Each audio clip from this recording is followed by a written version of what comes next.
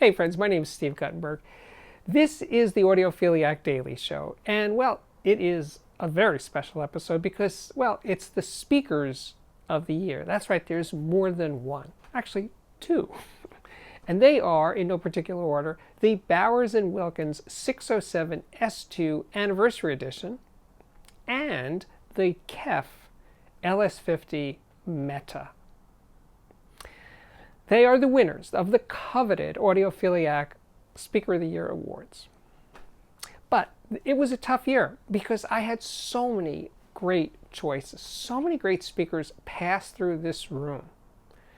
And yet these two are the ones that are still here. Well, let's see. Well, the one I just reviewed just days ago, it feels like, the Vienna Acoustics Haydn Jubilee.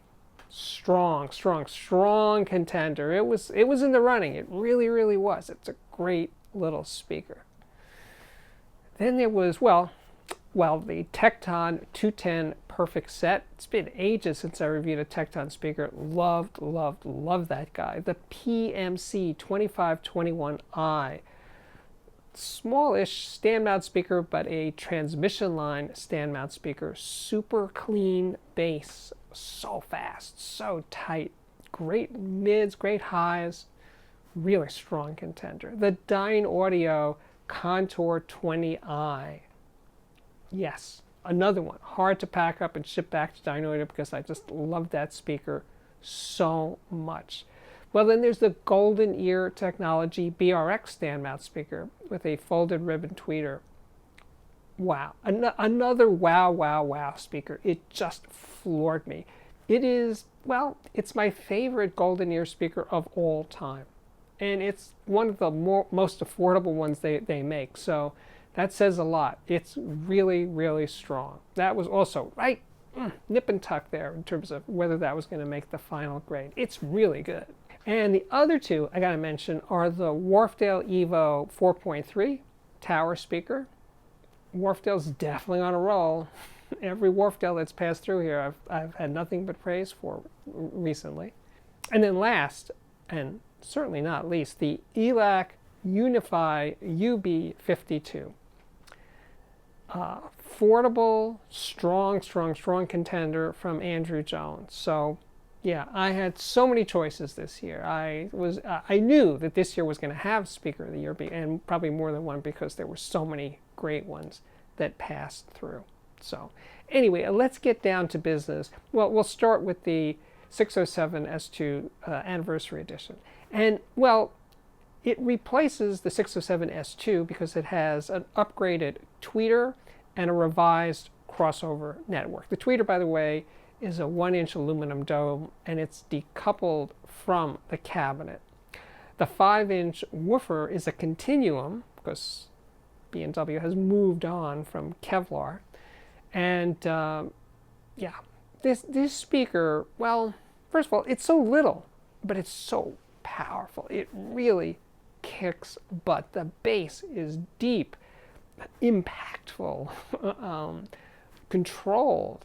I mean, it's a little speaker with a 5-inch woofer. And where all that low-end energy and oomph and kick and punch comes from, I have no idea. Well, see, that's what makes B&W engineers so amazing, is they somehow eked out this much performance from a small speaker with a small woofer and somehow still was lighting my fire.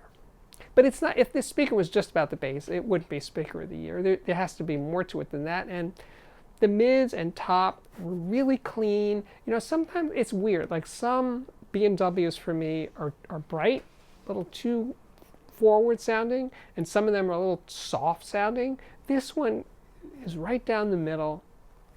Beautiful imaging, open sound stage, and I like the finish, by the way. I had my samples, as you can see, were white. I have a thing about white speakers because I like them, but also they're easier to photograph. Yeah, there's something special going on with this speaker. I've had a lot of, and in my CNET days, the 685, I think the 687, those were long-term references too at the CNET office. And so I know that sound of the 600 series. And by the way, this is the most affordable speaker that Bowers and Wilkins currently offers. So it's definitely an audiophile speaker. And I can see if you're just starting out and you're serious and you want to start with something good that's going to last you for a few years or more than a few, this one is probably the right one, because it checks a lot of boxes.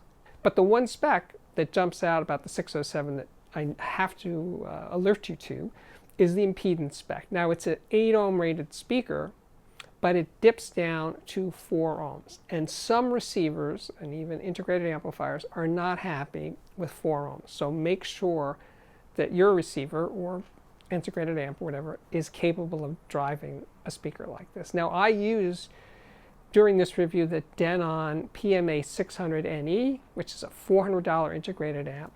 Beautiful match. I mean, it makes sense price-wise. It has nice features. It sounds really good. So that's the place to start. Let's move on. Let's move on to the Kef Ls50 Meta. Now, it looks pretty much like the original Ls50 that came out in 2012. And matter of fact, I think it's great that Kef treated this speaker with such respect that they didn't offer like every year or two an upgrade or a tweak or something. They left it alone. That's restraint. That's class. So then when they felt they could really make an improvement, which is now with the Meta, they pulled the trigger and did that. So as I opened the box, start on this review, I was a little nervous because, did they mess it up? Because I really like the Ls50. I've used it for all these years, for these 8 years. I hope they didn't screw things up. But as soon as I started listening, no. Now, it does have a new version of the Uni-Q driver, which is a 5 1/4 inch aluminum driver with a 1-inch dome, concentrically mounted. It looks pretty much the same, but the big difference in this speaker is the Meta absorber, which is on the back side, the inside of the speaker. You can't see it, but there's pictures of it. I'll show you what it looks like. It's basically a 3-inch disc with all these little channels in it, and they're tuned to different frequencies, all those little channels, to absorb the back wave of the tweeter, and to some degree to the mid woofer, because it goes down to the Meta absorber, absorbs down to 600 hertz. That's the secret sauce, and that's what makes this speaker different, primarily what makes this speaker sound different than the original Ls50. And the difference to me, because I did have an original to compare against, is that the Meta sounds more open, more spacious, faster, more inner detail, but it's that transparency, it's that openness that really separates this speaker from the original. Now, I think I've read some other reviews, because my review, I think, was the first of the Meta, and I've read other reviews that came along after me, and I don't think other reviewers feel quite as strongly that the new version sounds so different or better than the original. I do, but I was using, for a lot of this review, really good electronics like First Watt amplifiers, J2, F7, Past Labs XA25 power amps, really good stuff, because this speaker deserves the best. As good of a gear that you can use with it, you're just going to get more and more and more sound out of it, sound quality from this speaker. Treat it well, and it will treat you even better, because it's almost like, to be cliche, a portal back to the session. You just hear more and more into the music with this speaker. So if you're an audiophile that's been around the block a while, and you're looking for something that you can really settle in with, for a long term, and not be swapping out, and just make changes in your system and electronics and sources, and your room isn't gigantic, and you don't need tons and tons of deep bass, but of course, yes, you can use a sub. I didn't, because I actually found the bass pretty satisfying. So if your room is small to mid-size and you're not into headbanging music, this speaker's really, really good. So good, it's the speaker of the year. The coveted Audiophiliac Speaker of the Year award. This one and the 607 S2 Anniversary Edition. what a great year for speakers. What's 2021 going to be like? Wow. Can they top all this good stuff in 12 months of 2021? Well, let's see. I'm going to be in for the ride in this room. And by the way, I may have mentioned it before, or I did, but you may have missed it, that this room, I think, I'm not going to let the cat out of the bag completely just yet because it may not actually happen.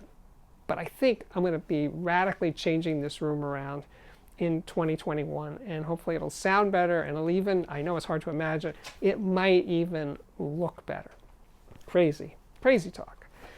But anyway, there you have it. My name is Steve Guttenberg. This is the Audiophiliac Daily Show. So yeah, if you like what I do, you can join this community of 158,000 plus audiophiles from all over the world that come together on the Audiophiliac Daily Show to have a community of sorts. You guys get to talk to each other in the comment section, and you guys get to see each other's systems every now and then when I have a call for photos of your systems, which I will do sometime in December.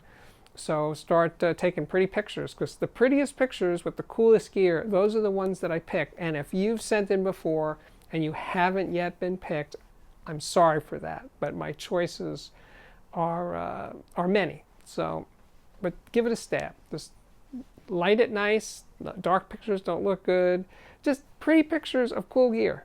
That's the formula for success in being in this thing. So if you haven't yet appeared, I apologize. I hope to pick yours next time. What else? Well, you could check out the Patreon, which can be found at patreon.com/audiophiliac. I will definitely link to that below, along with reviews, video reviews of all these products that I mentioned in this episode, all these speakers at least. What else? Well, I got playlists. I have playlists of speaker reviews, I think 100 or so, electronics reviews, headphone reviews, and music reviews. Plus, wait, there's more. Interviews with audio designers and audiophiles that have crossed my path over the years. So check those out, and I will link to them. Here's some right up here. I think I'm pointing in the right direction. I've never actually pointed it. Anyway, I think they're going to appear right there. And now I can say my work here is at last complete. So thank you again for watching, and I really do hope to see you back here again very, very soon. And by the way, I almost forgot to mention, there will be a component of the year video coming up shortly.